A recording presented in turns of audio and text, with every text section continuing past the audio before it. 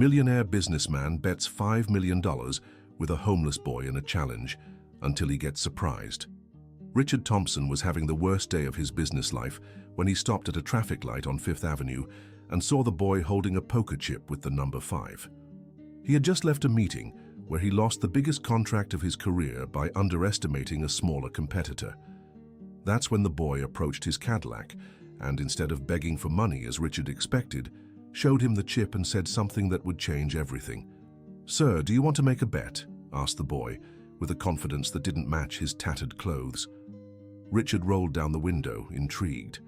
The boy couldn't have been more than 13, with messy dark hair and a brown t-shirt full of small holes, but his eyes sparkled with an intelligence the businessman recognized immediately. "A bet on what, kid?" $5 million, said the boy, raising the chip. "I can prove that someone like me can win any challenge you set." Richard laughed loudly. This was ridiculous. How could a street kid even imagine $5 million? "You don't even know how much money that is," replied the businessman. "Yes, I do. It's enough to buy 1,000 food baskets a month for over 15 years, the boy shot back without hesitation. "My name is Charles Edward Mitchell, but everyone calls me Charlie." The answer surprised Richard. The boy had calculated it mentally and accurately. Something in those determined eyes reminded him of himself decades ago, when he was just a young salesman trying to convince clients to believe in him. The light turned green, but Richard didn't drive off. Other cars started honking. "Get in," he said impulsively. Charlie hesitated for a moment, then ran to the passenger side. Richard accelerated, still not believing what he was doing. "So, what's your challenge?" asked the boy, settling into the leather seat. "Hold on. First, tell me where you got this crazy idea of betting $5 million. Charlie looked out the window as the buildings passed by. "My mom always said I had a gift for numbers. Before she got sick, she worked as an accountant, taught me a lot." "And where is she now?" "She's not here anymore," the boy replied quietly. "But she taught me that life is one big bet. The difference is some are born with gold chips, others with paper ones. I've got this one." He held up the number 5 chip again. "Found it on the ground near a casino. Kept it because 5 has always been my lucky number. I was born on the 5th, my mum's birthday was on the 5th, and it was on the 5th day after she left that I decided I'd change my life." Richard parked in front of his office in downtown New York City. The contrast was striking. A 20-story mirrored building versus a barefoot boy holding a poker chip. "Listen, Charlie, I'll make you a deal. If you can turn $100 into $10,000 in exactly 30 days, using only your smarts and without begging from anyone, I'll give you the $5 million. And if I don't, then you work for me for a year, unpaid. Learn the business." Charlie extended his dirty hand. "Deal." Richard shook the boy's hand, feeling the calluses only those who've worked hard from a young age have. At that moment, he had no idea he was about to take part in the most important bet of his life. Upstairs in the office, Richard introduced Charlie to his secretary, Margaret, a woman in her 60s who had worked with him for 20 years. "Ms. Margaret, this is Charlie. He'll be part of a special project for the next 30 days. Margaret looked the boy up and down, then gave Richard that look only long-time secretaries have. "Mr. Richard, may I speak with you in private?" In the office, Margaret closed the door. "What is this, Richard? You brought a street kid here." "It's a bet, Margaret. $100 to $10,000 in 30 days. And if he succeeds, $5 million. Margaret sank heavily into her chair. "Richard Thompson, in 40 years of life, I've seen a lot. But this... Have you lost your mind?" "Maybe. But there's something about this boy. He reminds me of yourself when you started from the bottom." Richard nodded. Margaret sighed. "Fine. But if this goes wrong, you're the one explaining it to your wife." Dear listener, if you're enjoying the story, don't forget to like and especially subscribe to the channel. It helps us a lot as we're just starting out. Now, back to the story. When they returned, Charlie was studying a business magazine from the waiting room table. "Charlie, these are the rules," said Richard, handing him 5 $20 bills. $100, 30 days, $10,000. No begging, no stealing, no lying. just using your smarts and honest work." The boy took the money as if it were treasure. "Can I start now?" "You can. But one condition. You come here every evening to tell me how your day went and show me how much money you've made." "Deal." Richard watched Charlie walk out through the building's revolving door. Margaret stepped closer. "You know what I think? That boy's going to teach you more than you'll teach him."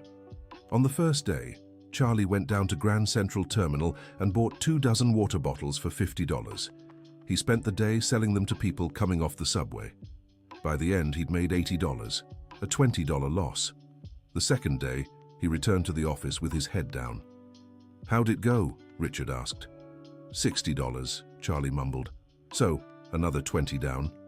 "Yeah, I think I miscalculated the water's price." Richard smiled inwardly. The boy was learning his first business lesson, profit margin.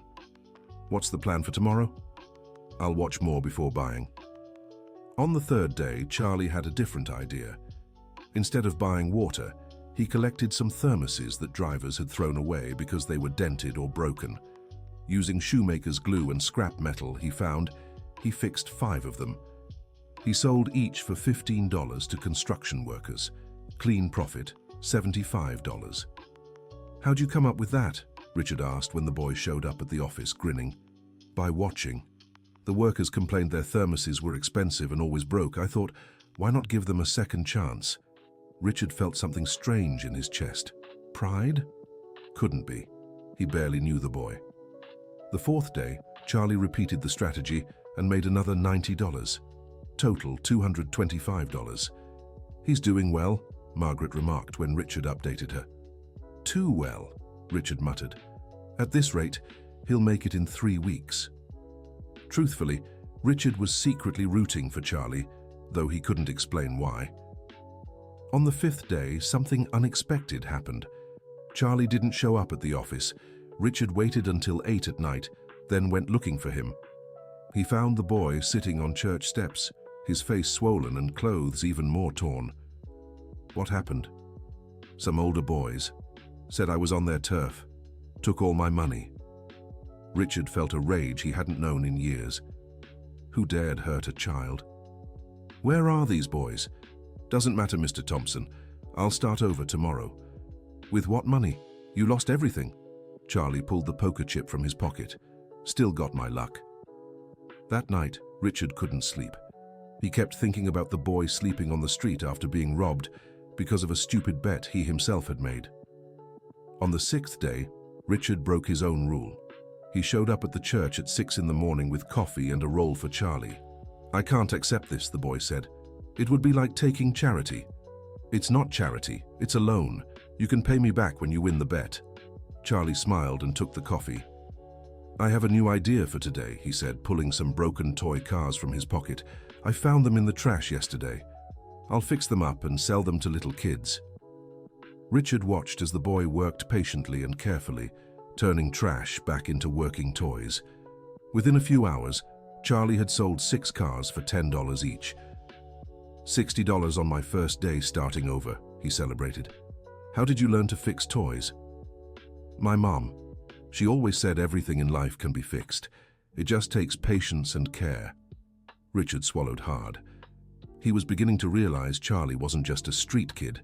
He was someone who had been raised with strong values before circumstances put him where he was now. By the 2nd week, Charlie had developed an efficient routine. In the morning, he searched for broken objects in the trash. In the afternoon, he fixed them. At night, he sold them to people coming home from work. On the 10th day, he showed up at the office with $400. "You're speeding up," Richard observed. "I figured something out. People buy more when they know the story behind the product. I tell them it's a toy that was in the trash and got a second chance. Moms love it." Richard realized Charlie wasn't just selling objects, he was selling hope. On the 11th day, something changed.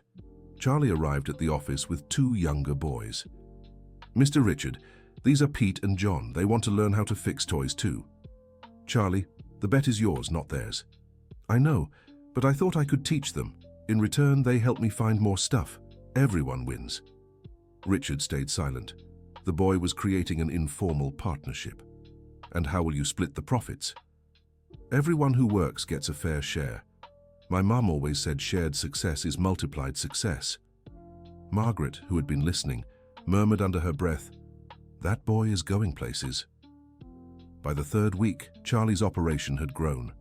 He'd found an elderly woman named Ms. Teresa, who let the boys use her garage in exchange for 10% of the profits. "It's a safe place to work," Charlie explained, "and Ms. Teresa makes us lunch." Richard went to meet Ms. Teresa and was impressed. The 70-year-old woman treated the boys like grandchildren, but also taught them discipline and organization. "That Charlie is special," she told Richard. "I've never seen a boy so young with such responsibility and business sense." On the 18th day, Charlie came to the office with an unexpected proposal. "Mr. Richard, I want to change my strategy." "How so?" "I found out I can buy wilted flowers at the Chelsea flower market for next to nothing. With a little care, they look good as new. The profit is bigger." "And who taught you about flowers?" "I watched the florists. They throw away a lot that can still be used." Richard realized Charlie had a natural talent for spotting opportunities where others only saw problems. The flower strategy worked. In 3 days, Charlie had tripled his money. By the 21st day, he had $2,000. "9 days left," Richard said. "You still need 8,000 more." "It'll work out," Charlie replied confidently. "I have a plan." Dear listener, if you're enjoying the story, don't forget to like and especially subscribe to the channel. It helps us a lot as we're just starting out. Now, continuing. Charlie's plan was ambitious. He wanted to rent a stall at the Sunday market to sell revitalized flowers alongside repaired toys. "I need $500 for the rent and initial supplies," he told Richard. "That's very risky. What if it doesn't work out? Then I'll go back to the old plan. But my mother always said nothing ventured, nothing gained." Richard approved the loan, which would be deducted from the profits. The first Sunday at the market was an absolute success. Charlie and his team sold everything in 4 hours. Profit, $800. "How did you sell so fast?" Richard asked. "We told the story behind each item. People aren't just buying flowers or toys. They're buying the idea that everything deserves a second chance." Richard felt a lump in his throat. Without realizing it, Charlie was touching on old wounds from his own life. On the 24th day, something happened that changed everything. Richard was in his office when he received an unexpected call. "Richard Thompson, this is Patricia Miller from ABC Network. We'd like to do a story about the boy turning trash into treasures at the market." Richard froze. The story had gotten out. "How did you find out?" "One of our reporters saw the boy working and got curious. He told her about the bet. Is it true you promised $5 million if he could turn $100 into 10,000? Richard hung up without answering. He rushed to the market to warn Charlie, but it was too late. A TV crew was already filming the boy at work. "Charlie!" Richard shouted. The boy looked up and ran over. "Mr. Thompson, the TV lady wants to tell our story." "Our story?" "Yeah, the bet that changed everyone's life here at the market." Richard looked around. It was true. Charlie's presence had transformed that corner of the market. There was more activity, more joy, more hope. The reporter approached. "Mr. Richard Thompson, Patricia Miller, ABC Network. Could I have a few minutes for an interview?" "I have nothing to say." "But aren't you proud of what this boy has accomplished? In 24 days, he multiplied the money 40 times. And more importantly, he created a support network that's changing other kids' lives." Richard looked at Charlie, who was helping Pete arrange the toy stall. "It's true," he murmured. "And what motivated this bet? Why $5 million? Richard was silent for a long moment. "Maybe because I needed to learn that a person's worth isn't measured by their bank account." The story aired the following Sunday. That week, dozens of people showed up at the market to meet Charlie and buy something from his stall. On the 28th day, Charlie arrived at the office with $8,500. "2 days left," said Richard. "And 1,500 to go," Charlie added. "But I'll make it." "How can you be so sure?" "Because I'm not doing this just for me. There's Pete, John, Ms. Teresa, and now all these people who believe in us." Richard realized Charlie had learned something many businessmen take decades to understand. True success is lifting everyone up with you. On the 29th day, the eve of the deadline, Charlie arrived at the office different, more serious, more mature. $9,800, he said, placing the money on Richard's desk. 200 left. I know. What's the plan for tomorrow? Charlie took a deep breath. Mr. Thompson, I need to tell you something important. Go ahead. I know who you are. Richard's heart raced. What do you mean? My mother kept newspaper clippings. She worked at Thompson & Associates 15 years ago. You fired her when you found out she was sick and would need extended leave. Richard Thompson's world came crashing down. He vaguely remembered an accounting employee who had been let go due to health issues. At the time, it had just been a cold business decision. Charlie, She never spoke ill of you. She said you did what you thought was right for the company, but she also said that one day, if I worked hard enough, I could prove the Mitchell family was worth something. Richard felt tears burning his eyes. Why did you accept the bet knowing that? Because when I saw you that day at the traffic light, I realized you were just as sad as I was when my mother passed. I thought maybe we could help each other. Richard couldn't hold back his tears.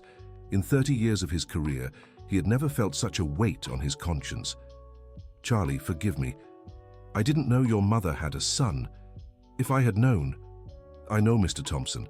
That's why I don't hold a grudge. My mother always said holding on to anger is like drinking poison and expecting the other person to get sick. Richard hugged the boy, feeling he was embracing not just Charlie, but also the memory of the employee he had let go without knowing her story. And tomorrow, how will you get the $200 you still need? Charlie smiled. I already have. How? The money's right here. But I realized a long time ago this bet isn't about money. It's about proving everyone deserves a chance to show their worth. Charlie pulled out another $200 from his pocket. Exactly $10,000. I got it by selling my poker chip. You sold your lucky chip? To a lady who collects old chips. She gave me $200 for it. Said she'd never seen one so well cared for by someone so young. Richard was speechless. But Charlie, that chip was important to you. It was, but I learned real luck isn't in a chip. It's in the people who believe in us. On the 30th day, Richard organized a small ceremony at the office. Present were Margaret, Ms. Teresa, Pete, John, and some fellow businessmen Richard had invited to witness the end of the bet. Charlie Mitchell, Richard said solemnly, you managed to turn $100 into $10,000 in exactly 30 days using only intelligence and honest work. As agreed, you've won the bet. Richard opened a briefcase with $5 million in neatly arranged bills. This money is yours. Charlie looked at the money, then at everyone present. Mr. Thompson, can I make a proposal? Of course. I don't want the $5 million.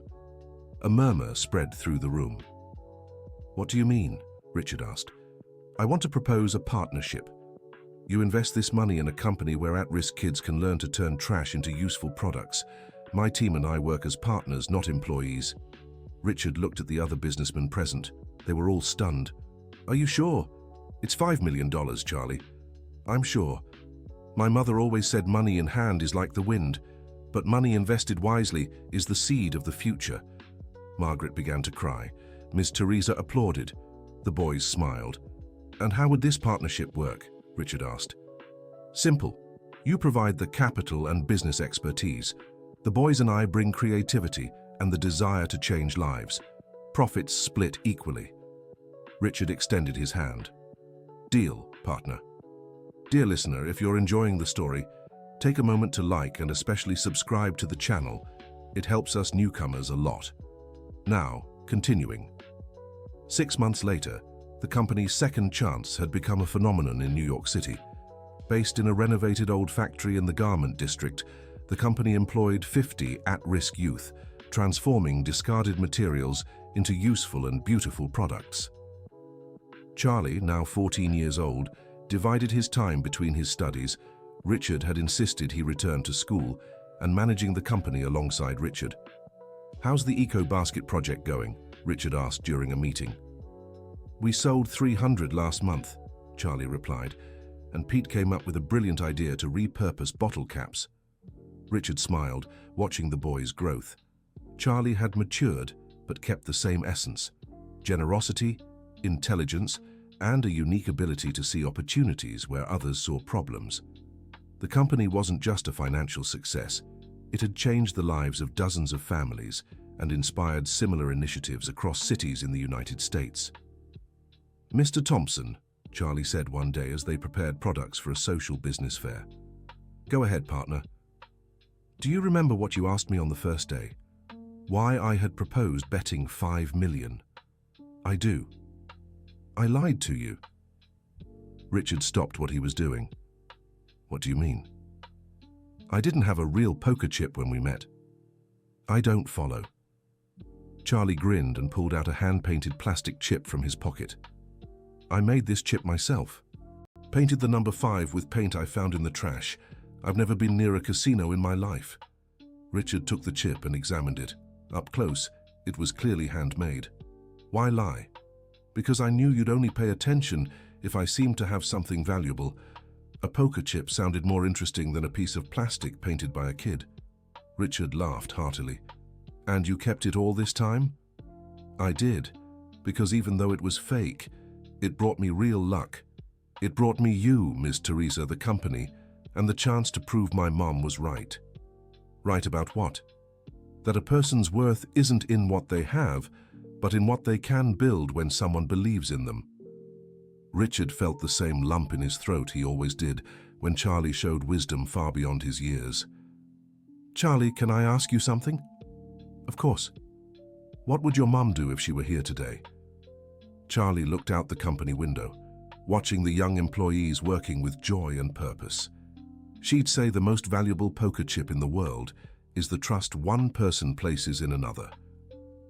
2 years after the original bet, Richard and Charlie were being interviewed for a documentary on social entrepreneurship. "How do you define the success of Second Chance?" the interviewer asked. Richard glanced at Charlie, now 16, and studying business at a private university with a scholarship from one of the company's investors. "Success isn't in our financial numbers," Richard said. "It's in every young person who discovered their potential, every family that found dignified income, every product that got a second chance to be useful." "And for you, Charlie?" the interviewer asked. "For me, success is turning pain into purpose. My mum is gone, but through this company, she keeps changing lives. That's worth more than $5 million. The interviewer was moved. "What advice would you give other entrepreneurs?" Charlie and Richard exchanged glances. "Bet on people," they said in unison, then laughed at the coincidence. "But bet for real," Charlie added. "Not just with money, but with trust, time, and patience. Sometimes the greatest wealth you can offer is the chance to show what you're capable of." Richard nodded. "And remember, every bet has 2 sides. When I bet on Charlie, I thought I was testing him. Really, he was testing me. He taught me that true business success is when everyone grows together." After the interview, Richard and Charlie walked through the company. It was late afternoon, the time when the young employees were finishing up their work for the day. "Pete got into the technical school," said Charlie. "That's wonderful. And John?" "He started a carpentry course. He wants to specialize in furniture made from reclaimed wood." Richard smiled. Every young person who passed through the company carried with them not just a technical skill, but above all, the certainty that their worth as individuals went beyond their circumstances. "Charlie, do you regret anything from these past 2 years?" "Selling my fake poker chip," Charlie said with a laugh. "It was worth so much more than $200. It was worth an entire story." "Good thing you made it again." Charlie pulled the handmade chip from his pocket. "I made several. Now I give one to every young person who joins the company. I tell them it's a lucky chip, but the real luck is discovering your own worth." Richard looked at the young man who had become his partner, his friend, and in a way, his teacher. "You know what's most impressive about this whole story?" "What?" "You achieved something I tried my whole life to do. Build a company people love working for. One that makes a difference in the community and turns a profit while staying honest. You always did that, Mr. Thompson. You just didn't realize it." "What do you mean?" "Margaret told me you were always fair with employees, always paid on time, always treated everyone with respect. The problem was, you forgot to see people as people, not just as workers. Richard thought about that. It was true. For decades, he had been so focused on results that he forgot to see the faces behind the numbers. That's what you taught me, wasn't it? You taught me so much more. You taught me discipline, organization, and planning matter. I just reminded you that emotion, purpose, and relationships do too. They reached the company gate. On the wall was a plaque Charlie had insisted on putting up. Here, every discarded material and every disbelieved person gets a second chance. Charlie, can I tell you a secret? Of course. The day I met you, I was coming back from a meeting where I lost the biggest contract of my career. I felt like a failure. And now? Now I realized losing that contract was the best thing that ever happened to me. If I'd been happy that day, I probably would have walked right past the traffic light without noticing you. Charlie smiled. My mother always said sometimes life closes a door to open a gate. Richard hugged his young partner. Thank you, Charlie, for everything. Thank you, Mr. Thompson, for betting on a fake poker chip made by a street kid. It was the best bet of my life. 5 years after the original bet, Second Chance had expanded to 12 cities across the United States. Charlie, now 21 and with a degree in business administration, was often invited to speak about social entrepreneurship. Richard, at 58, had discovered a passion he never knew he had: mentoring young entrepreneurs. He had sold his other businesses to dedicate himself fully to Second Chance. On a Monday morning, they were in the office when Margaret came in with news. Richard, Charlie, you need to see this. She turned on the TV. A national program was running a special feature on Second Chance. The company that began with a $5 million bet between a businessman and a street kid now employs over 200 people and has transformed more than 100 tons of discarded material into useful products, the reporter said.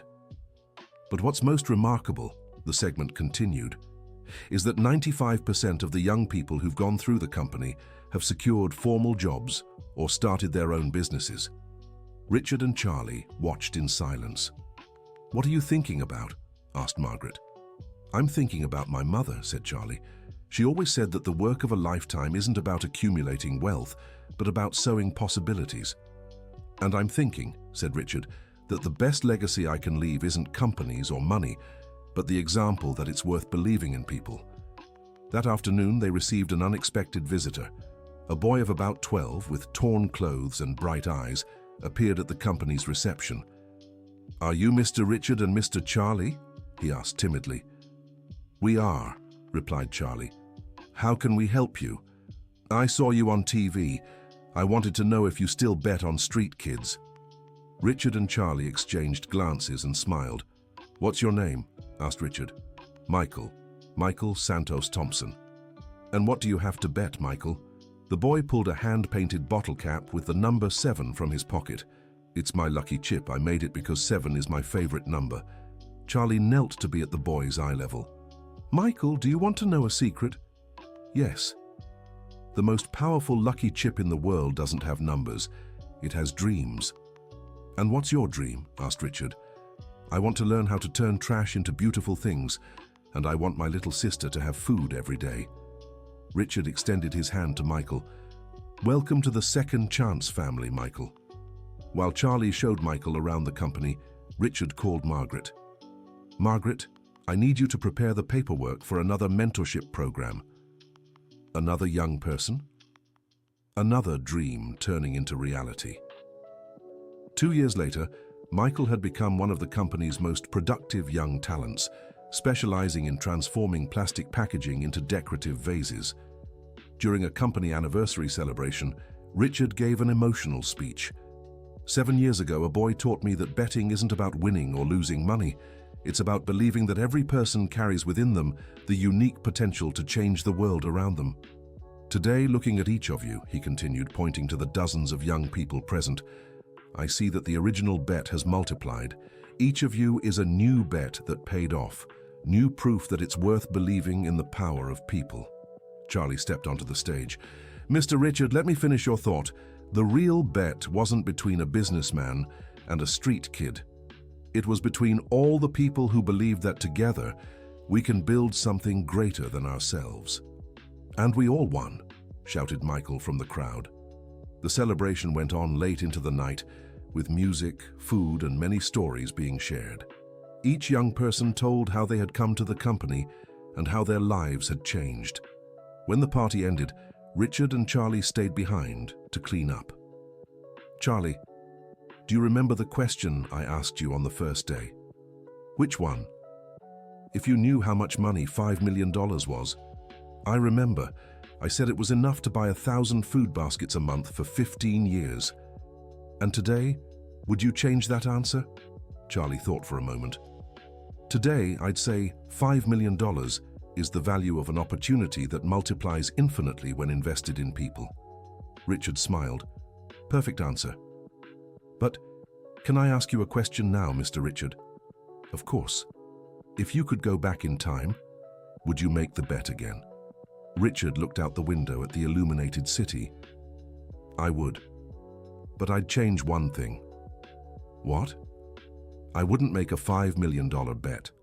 I'd make a bet of 5 dreams." "What do you mean?" "I'd bet that 5 people working together with purpose can transform an entire community." Charlie nodded. "And we won that bet too." "We did. All of us." The next day, Richard and Charlie received an invitation to attend an international conference on social entrepreneurship in London. "Do you want to go?" Richard asked. "Only if we can plant seeds of second chance there too," Charlie replied. "Then let's go together. After all, we're partners." During the flight to the United Kingdom, Charlie gazed out the airplane window and reflected on the 7 years that had passed since that day at the traffic light. "Mr. Thompson, can I share a thought?" "Always." "Sometimes I think my mother somehow planned our meeting." "Why?" "She always said the right people come into our lives exactly when we need them. You showed up when I needed an opportunity, and I showed up when you needed to rediscover the purpose of your work." Richard was moved. "You might be right, and you know what else?" "What?" "I'm sure she'd be proud to see the man you've become. And the businessman you've always been but forgot for a while." They spent the rest of the flight planning how to adapt the second chance model for the European market, always keeping the core principles: believing in people, giving second chances, and building collective success. The conference was a success. Entrepreneurs from various countries were interested in replicating the second chance model in their own nations. "Would you consider being international consultants?" asked a British businessman. "We would," Charlie replied, "but with one condition. In each country we find a local young person to be our partner. We believe the best ideas come from those who know the reality firsthand." Richard smiled. Charlie had learned the most important lesson of social entrepreneurship: leading with humility and growing with inclusion. Back in the United States, they called a meeting with all the young people in the company to share the international opportunities. "Who's interested in an experience abroad?" Richard asked. Several hands went up, including Michael's. "Michael, are you sure?" Charlie asked. "I am.